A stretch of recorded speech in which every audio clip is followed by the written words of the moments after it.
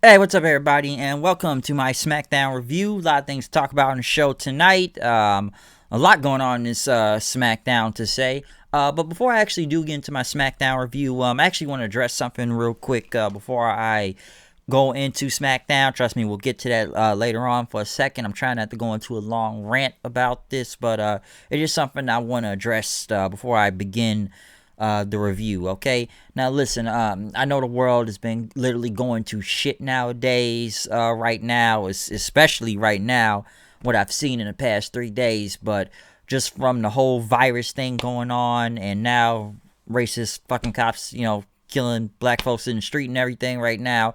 Basically, everything is just going to shit. Okay, the world looks like shit right now. I'm sure people are saying this is probably the worst year ever or whatnot due to multiple account of reasons, and especially in what's going on right now and everything. But I just wanted to speak on this real quick because one, I just wanted to say something about it just because of what everything is going on right now. Because a couple things I want to say. Number one, no justice, no peace. Number two, Black Lives Matter. And number three, justice for George Floyd, okay? And trust me, I know everybody's been saying that, especially in the past 2-3 days now, what's been going on. Listen, if you have not seen that video, and I'm sure everybody has seen that video at this point, was basically just straight up murder, and there's different angles of the video that has, that prove it, that whoever took the footage or from any other angle, that man was murdered, okay? And there's no justifying that. If you even try to justify that, you literally need to go fuck yourself, okay? So that's one thing I wanted to say from that, because the video was basically straight up murder, and it was murder. Number two, and I've kind of seen this today also a lot, because it's almost like especially it's like either Twitter or YouTube, any comment section you come across of, because it's almost like every time you say Black Lives Matter, it's like someone on the internet is going to try to come to respond to you and say all lives matter and whatnot. And trust me, if I even get some type of comment, even in my video, in the comment section or whatnot, I'm gonna say this right now just to save you trouble. If you even try to come at me with that all lives matter bullshit, once again, you can go fuck yourself and fuck off. So I just want to get that across too. All right, cause listen, when I see people try to use the whole all lives matter thing, listen, we get it. All right, my life matters, your life matters, all that. But right now, this is about Black Lives Matter, because especially what's going on right now, it is us that we are not being treated well, and that's been going on for God knows how long, for almost over hundreds of years and whatnot. And this is about us and everything right now, okay? This is about Black Lives Matter, because it's us that are not being treated well. So if you try to hit with that all lives matter bullshit, go fuck yourself, okay? Literally. So I just wanted to come say something, because like I said, it's a lot of protests that are going on right now, especially in Minnesota. Hopefully everybody is safe out there doing that, and mostly in other cities right now, from Atlanta to Houston to Chicago, or I don't know how many cities are doing it right now, but I know it is a lot going on right now, because people are angry, people are pissed, and people are fed the fuck up, all right? And you want to see justice, you want to, like I said, you want to have some type of hope and everything, but sometimes it just never looks like that. Listen, I know that cop was arrested and charged, but you need more than charges. You want to see a life sentence, or B, you want to see this motherfucker die, and that, but honestly, he deserves death in general, okay? And I'm sure a lot of people want to see it, because it's almost like it's either we don't get justice. I feel like you have to go on the street justice after that, okay? You really do. All right, now I'm not one to advocate violence and everything, but listen, I'm all for peaceful protests and everything, but sometimes even I want you do all these peaceful protests, but does anything ever change when you do that? So, hey, sometimes you have to send a message. You have to, I guess, get into destruction. I'm not saying go rob everybody's store or everything and nothing like that, but this is the way to make your voice heard, especially with all the rioting and whatnot and everything. Hey, sometimes that's just got to be the way to go. It's been going on for 3 days in Minnesota. Like I said, stay safe out there, but still, this is the way, because I know some people have organized peaceful. Now, I don't know who's doing what, but hey, sometimes destruction is just gonna have to work. Like I said before, no justice, no peace. And that's why I come into the whole sense of sometimes you need street justice. Okay? You really do. Especially to what's going on right now in this whole thing, all right? So I just wanted to say something about it real quick, all right? I really did, because like I said, it means something, and I know, like I said, hopefully everybody does stay safe, because it's enough going on adding to this, like, and I can go into many, many names, especially after many, many years, and I'm not going to try to name all of them, but, just even given in the recent events of the past few weeks right now, or whatnot, and you add the whole pandemic thing that's already got people losing their minds and whatnot, everything just now went, 10, 20, 30 times worse right now.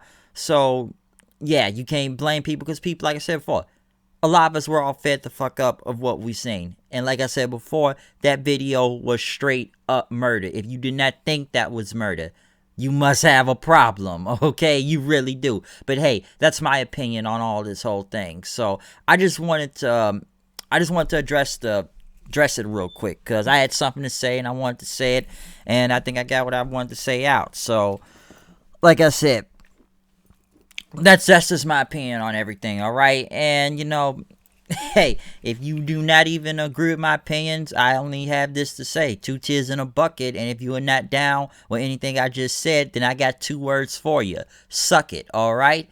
Not to be cliche or anything, but that's how I look at it right now. So I just wanted to address that whole thing. So like I said, stay safe if you're protesting out there, and do what you got to do, all right? But moving on, we are going to get into the SmackDown review, which we kicked off the show. Welcome to CSI Smackdown, Crime Smackdown Investigation Edition. I like to call it. We already know that show, but yes, Crime Smackdown Investigation Edition of SmackDown tonight. So CSI Smackdown Edition. We kicked it off, though, with Renee Young, who was outside of the Performance Center, where there were paramedics and cops out there, and there was a car crash, and, the hood was popped, and, some of the signs was crooked, and basically everything looked like a crime scene. And they said that this rental car belonged to Jeff Hardy, because Elias was on the ground. Elias was hit by a car, apparently. Braun Strowman was a witness who was outside the Performance Center. Pretty much talked about he saw someone run his car into Elias, and they ran off, and they had like a black shirt and black pants on and whatnot, because he was just pulling into work. And then he saw this, and then next thing you know, like I said, the car belonged to Jeff Hardy, but then they found Jeff Hardy in the bushes somewhere. Agents, good to see Jason Jordan back on TV, haven't seen him in God knows how long in a while, and they found booze in the car, and I guess they said Jeff Hardy smelled like alcohol and everything, and they asked him if he'd been drinking. Basically, he was just on the ground. He said his head was spinning. He didn't know what was going on, and pretty much they put Jeff Hardy under arrest and whatnot, because basically, I will say these cops are like rent-a-cops, because I've seen that be look like they bought their police clothes from Party City or whatnot. Basically, it's fuck 12 right now to everybody as it is, but they basically cuffed Jeff Hardy and saying he looked to be inebriated, and they just wanted to ask him some questions or whatnot. So Hardy didn't know what was going on, and he saw Elias, who was being put into the ambulance. He started yelling for his name, but they put him in the car, and they took him to the station as they took Elias to the hospital. So a very interesting beginning of this. So basically, Jeff Hardy and Elias are now out of the tournament now.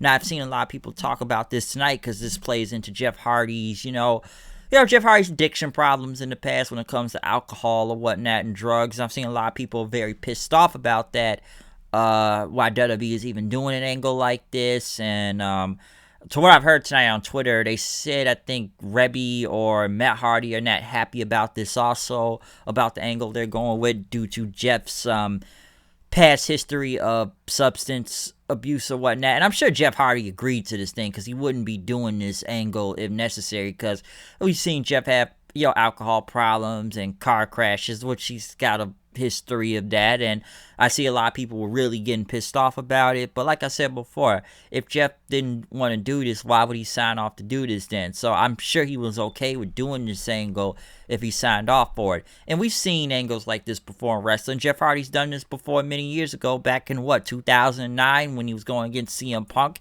and they addressed that whole thing. Or some people I've seen bring up tonight, Road Warrior Hawk, if you go all the way back, in the Attitude Era, when they were playing into Hawk's alcohol problems and whatnot, and they made that into an angle. So we've seen stuff like this in wrestling before, and with Jeff Hardy, who has had something similar like this before. I believe it was an angle before when Jeff, after that whole Victory Road fiasco, when he was all fucking zooted out on whatever, and then he came back and they kind of made an angle into that, like it was like a redemption story or something like that. I remember many years ago in TNA. But I see why a lot of people have been pissed off about that tonight. But I said, well, I'm sure Jeff signed off for this. It's an angle to the story, but it was an interesting opening though.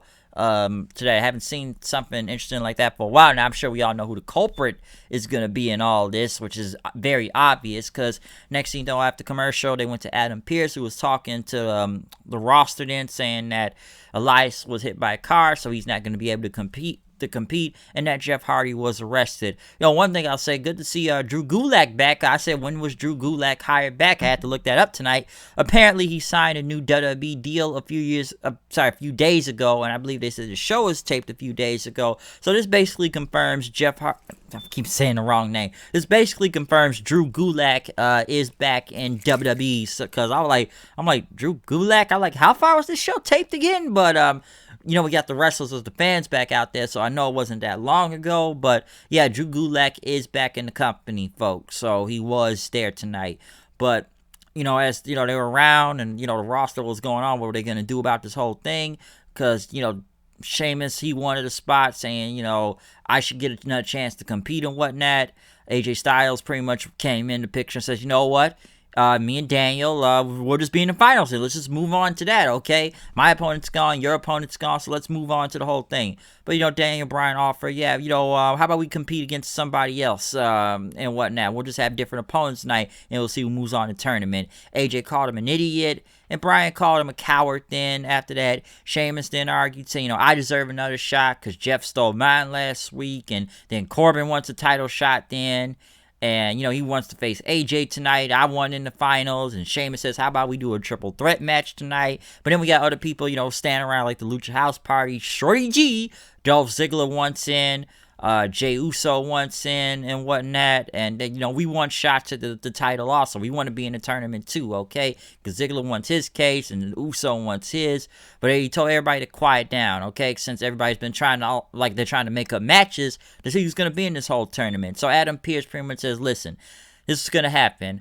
It was going to be a battle royale tonight. And the winner is going to face Daniel Bryan. AJ, you just want to move on to the tournament? Okay, good.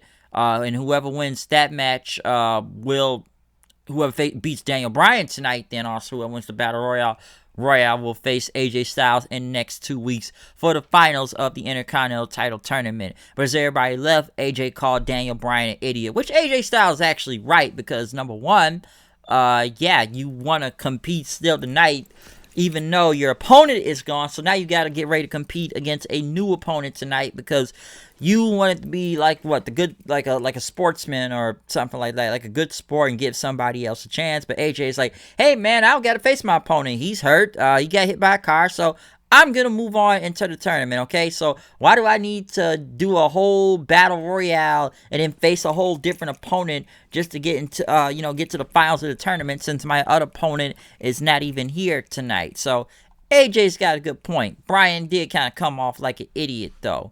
But they did do the battle royale. Whoever wins is going to face Daniel Bryan later on tonight. And they had, Gulak out there, Nakamura, Cesaro, Sheamus, Corbin, Ziggler, the Lucha House Party were all out there in this battle royale or whatnot. I know Sheamus was talking about Cole throughout the match, about Jeff Hardy, which basically just tells you who the culprit is in this whole hit and run story. It's mostly Sheamus.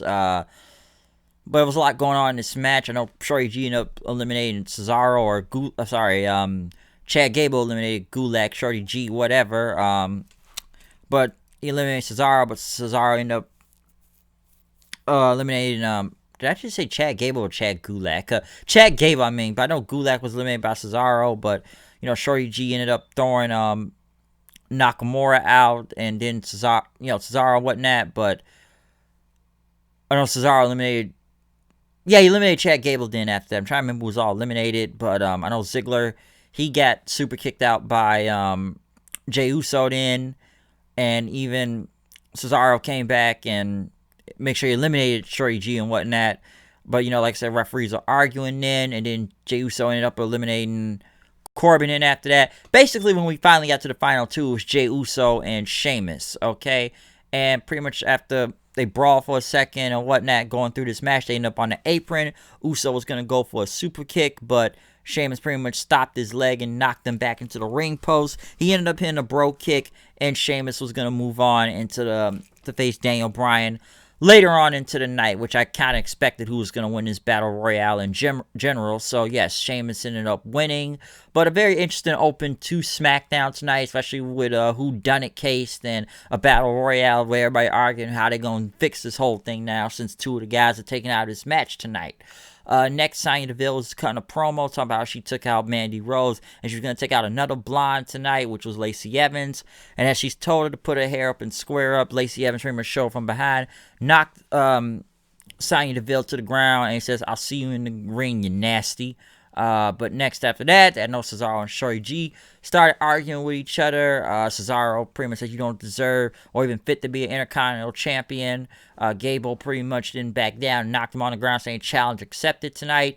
Lacey Evans went against Sonya Deville, which was actually even not that bad. A lot of good grapple, I will say that, because a lot of people talking about they both got like an amateur background in wrestling and whatnot, but Good little back and forth. Good of a scrap right there. Both of them going in for a second. I'm like, all right, this ain't pretty bad. It's a nice little brawl out there to get with Lacey Evans and Sonya Deville.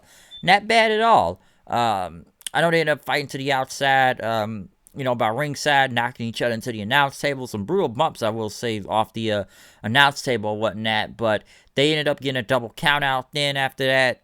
Lacey Evans pretty much got back in the ring and said, let's do this. But Sonya Deville pretty much took Cole's headset and he says, I'll do it on my terms. So I guess I got, Sonya Deville beating up random blonde women now. That may be the thing, and a feud against Lacey Evans here. But that was not bad. I will say that was pretty good. I will say that. Maybe because the crowd actually helps from, the wrestling school students there. That may have helped also. So not bad. Not bad at all with Lacey Evans and Sonya Deville.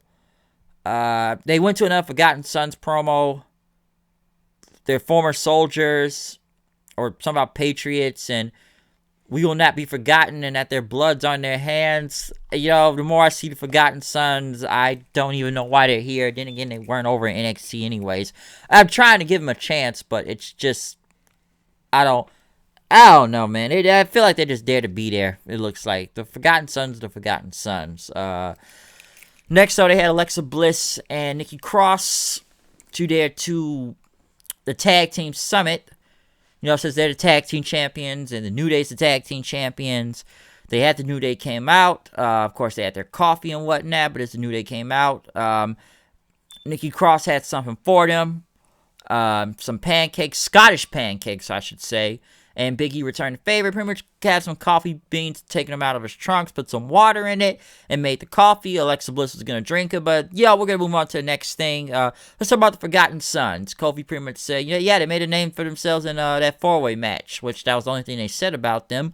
But, Alexa Bliss talked about that everybody in the ring, are all champions here, whatnot, but, what's going to be their next opponents, or what's going to be their next opponents and everything, especially with the whole Iconics or whatnot. But who are they facing on SmackDown? Next, Bayley and Sasha come out. Bayley says, we're the best team on SmackDown. Sasha ended up throwing a jacket at Alexa Bliss, who tried to get him to do something, but Nikki held it back. Alexa pretty much says that, everybody is a champion right now, but where's your title, Sasha? Bayley pretty much said that, hey, man, we're the leaders of the women's division right here. We're the role models, okay? And Sasha pretty much says, listen, we could take those titles back anytime we can. We were the first champions, all right? And next, Bayley pretty much said that, we are the leaders around here, and, we'll take those titles right now. Nikki Cross said, all right, we'll defend them then. Sasha pretty much says, how about let's do this? And Bayley says, Sasha will prove how good she is team. When she faces Alexa Bliss one-on-one right now. Sasha was pretty much kind of pissed off about that. Then, like, what do you mean I got to do one-on-one right now? I don't even have my gear on and whatnot. Bayley pretty much says, listen, I'll go back. We'll get you some shoes and I'll come back. Bliss ended up drop kicking Sasha to the ground then, which when they came back from commercial, Sasha had shoes. The segment was whatever, but, with more story with the Sasha and Bayley thing. Sasha getting look like more pissed off of Bayley pretty much talking for her now. So we'll see what comes from that. I have no idea who, if the New Day will face next for the tag titles. I guess they will face the Forgotten Sons. Not much of a match I'm really going to care about, but I guess they will. Bliss ended up going against Sasha. Most of this entire match was Nikki Cross on commentary with Michael Cole, banging the table, saying Alexa several times, both of them. The match was okay. I know at one point Alexa Bliss was on the top rope, going to go for Twisted Bliss. Bayley got involved. Nikki Cross tried to stop her, but Bayley crashed Nikki Cross into the turnbuckle, knocking Alexa off the corner. Sasha ended up hitting a big knee on her and then hit her with a roll up for the win. So Sasha Banks finally gets a win for once in a while. But like I said, the story is just mostly on the Sasha and Bayley thing of when will they break up? I don't know, but we'll see what happens from that. Nikki Cross is funny on commentary, though. I will say that. Shorty G went against Cesaro. Not a bad match for what it was. G ended up getting a with pretty much a sunset powerbomb for the win, or a sunset flip on Cesaro. Not bad for what it was, being quick. I know, like I said, I know people don't like Shorty G name, but I'm trying to call him Gable or G at the same time. No, but he ended up being Cesaro though. For the pinfall and everything, taking him out. Cesaro and Nakamura looked pissed. So good at least to see Chad Gable back on TV, because I don't remember the last time I even saw Chad Gable. Next, though, we went to Mandy Rose and Otis, pretty much, chilling at the pool, drinking some champagne, eating some fruit and whatnot. They pretty much toasted, and Otis was going to go get in the pool and whatnot. Mandy said she was just going to take a nap. But then next thing you know, she started dreaming about Otis then, getting into the pool. Basically, he's all wet and whatnot, and Otis pretty much said that, hello, Mandy, I thought you were cute. And then, I don't remember what movie this comes from, but I know I saw this on an episode of Family Guy. Basically, Otis rips off his shirt, and then Mandy walks up to him in slow motion, and they start making out. Then this is in dream mode. Basically, Mandy Rose is having a big wet dream, even, squeezing the bottle of lotion, going all over the place. So, basically, she's real wet right now. But when she woke up, Otis did a cannonball and got her wet with water. And he pretty much said, did I wake you up? She said it was okay. She got into the pool, and they started pretty much making out then. At least some say it wasn't another kiss on the cheek like she's been doing for almost a number of weeks now. They pretty much came out and made out with each other. I thought this was funny. I thought it was hilarious. Just, Mandy Rose having a wet dream about Otis. That was pretty funny. That wasn't even a bad segment. I actually thought that was pretty good. So, like I said, at the pool with Otis and Mandy, and everything goes, and like in the movie, some type of movie, or like in I don't know, slow motion or whatnot. But I actually thought that wasn't a bad segment. We then went to Kurt Angle then, who was back on SmackDown, talking about SmackDown's pass from himself to The Undertaker, Cena, Eddie Guerrero, or some say the SmackDown 6 Edge, or we can't talk about Benoit though, but a lot of people on SmackDown, he said he was looking forward to Edge versus Orton, but right now we're about to switch it up to the future, not talk about the past. He talked about the next star that's coming to SmackDown, which is Matt Riddle. Since Kurt Angle did referee Matt Riddle's last match on NXT, the rumors are true. Matt Riddle is on SmackDown. They had a video package, so well, I shouldn't say I'm surprised, since I heard about this rumor a couple days ago or whatnot, but Matt Riddle on SmackDown, we'll see what happens. I don't know what's going to happen with Matt Riddle. I'm sure a lot of people aren't really having high hopes for multiple reasons, being the main roster, but we'll see what happens with Matt Riddle, though. I'm surprised. Well, it's not like he's going to be teaming back with Pete Dunne anytime soon, but I am somewhat surprised he is being moved up right now from out of nowhere. I know I heard a few days ago. I'm like, really? They're going to move Matt Riddle up? I'm like, okay, I'd be surprised if they do. And I am kind of surprised they moved him up, though. So we'll see what happens with Matt Riddle on SmackDown. They went to Sheamus and talking about Jeff Hardy being a junkie. He's a disappointment and whatnot. And, he says he's going to kick Daniel Bryan's head off tonight and get the Intercontinental Championship since the only title he's never won, and become the Ultimate Grand Slam Champion. Daniel walked up to him then. Sheamus started pretty much making short jokes about him. Daniel stepped on his foot and walked away after that. But in the main event, though, we got Sheamus and Daniel Bryan. Very good match, I will say that. I'm not going to go over all of it, but a very good match. I know Sheamus is going to set up for the bro kick and whatnot, but next thing you know, Jeff Hardy, who came out, which I don't think he was arrested all the way, he just wanted to ask some questions. We came out limping a little, pretty much come back after Sheamus. Sheamus looked surprised. Daniel hit the running knee from out of nowhere, and he moves on into the finals in 2 weeks to face AJ Styles, as originally planned, for the Intercontinental Champion. Jeff Hardy attacked Sheamus then after Sheamus got out of Dodge, as Jeff Hardy was the, the last man standing in the ring, pretty much looking over. So I think we all figured Jeff Hardy was going to be back by the end of the night to screw Sheamus out of this match. Not a bad angle for what they were going with. It's not like they stretched it out to another week, but they basically just kept it for this week. Not bad. Not bad at all, though. Main event wasn't bad, too. That was actually pretty good. The Battle Royale was whatever, but I did like the backstage segments and the whole angle to this whole Jeff Hardy Sheamus thing. So, not bad. Not bad at all. Trying to remember anything else. The Otis thing was funny. Deville and Lacey Evans could be something. Yeah, not that bad at all. Not bad at all. So SmackDown was bad. Moment of piss or I'll say Banks and Asuka. Nah, I was gonna say Asuka. Alexa Bliss had something of a match. I will say that, but I think the story of it. Yeah, we need to see more G on TV. More of him, please. I don't know why we don't see enough of him. So yeah, SmackDown wasn't even that bad tonight. I will say that. Actually, pretty good show. A little bit thinking out of the box this time, okay? I will say that, especially with the beginning of this show. Whatnot. I know people talk about Jeff Hardy's addiction issues and whatnot, but I believe he did sign off on this. This is an angle, so if he didn't want to do this, he wouldn't have agreed to it and whatnot. But, he wants to do this angle, so yeah. We'll see what comes from this. But that's my review of SmackDown. That's all I want to say just from the beginning and the SmackDown review itself. So, yeah. Other than that, though, that is my review. Comment, subscribe, tell me what you think about the show. Follow me on Twitter at HoodedKnight890. Like I said, like my videos, comment, subscribe, and I'll repeat them out several times or whatnot. But I'm going to go. Black Lives Matter. I'm out of here. See you guys later. Peace.